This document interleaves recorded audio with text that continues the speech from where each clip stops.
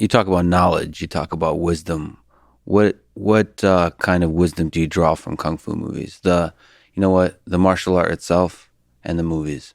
It's endless wisdom to be drawn, and I draw it, you know? I draw it in a way, that I could decipher it in my own life. So, for instance, in the movie Master Killer, he basically, when he does kung fu, he does a style called the Hung Gar technique. And the director of the movie is actually a Hung Gar expert who has a lineage that traces all the way back to Shaolin Temple. And this director always wanted to keep his movies pure and to bring Hung Gar to the world. It's like he wanted to show the world this lineage. In fact, you just said Master of the Flying Guillotine is Quentin's favorite movie, and we mentioned in 36 Chambers it's my favorite movie, but the action director of Master of Flying Guillotine is the director of 36 Chambers of Shaolin. Mm-hmm. Yeah. And some of the things that's happening in Master of the Flying Guillotine is really the infant stage of what this action director is going to learn and then use later on in his movies. So that's the beauty of it. It's almost like, Quentin is seeing him in his generation. So Quentin might have been the same age I was watching that movie. And then when he becomes a director, I'm at Quentin's age and now I'm seeing his work. So some symbiotic relationship there. And I'll end this question by saying, Hung Gar deals with the 5 animal technique. The tiger, the crane, right? The leopard, the snake, and the dragon. Those are the 5. That's the 5 pattern. Some people go 7, some go 12, but let's just stick to the 5 pattern fist.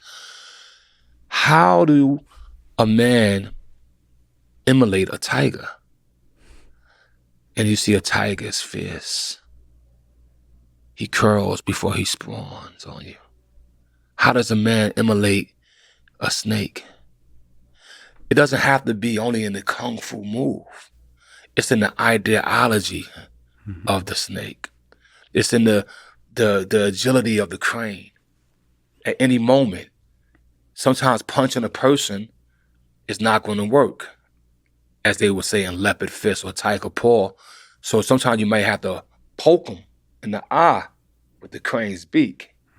So having your mind able to adapt the instinct of the animal when you are being attacked or when you are being the aggressor, that's something that you don't need a form for. That's the mentality. So kung fu, like I said, it informs me endlessly because at first I was trying to learn all the like I can't really hit you with that and really hurt you unless I've been banging my hand 1,000 times on some bricks and made it so callous or muscles are so strong. But the idea that if me and you was to get into a fight and I'm going to tiger up on you and take that instinct and prance when I'm a prance or fly away like the stork. You know what I mean? Like, yo, that's the mentality. It's much more than the technical moves. It's much deeper. Yeah. Yeah, it's interesting. I mean, when I see the kung fu movies, because I love martial arts, all martial arts, and competitive ones too, like the actual competitions and so on. It just seems like kung fu movies go much deeper than just like the techniques. Yeah, they strive. I mean, if you see it, right? Even I watched a great MMA fight recently, and just interesting because he was on top of the guy, and the way he got from under him,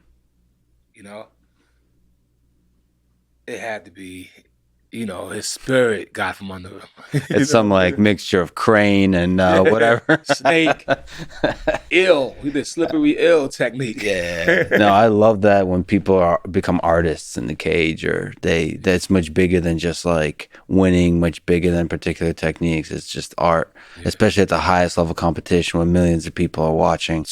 Which is pressure within itself. Yes. That's art under pressure is even more beautiful art. You look at some of these fights and you wonder like why somebody wins and lose. And sometimes the less talented guy could win because he could deal with the pressure. Mm-hmm.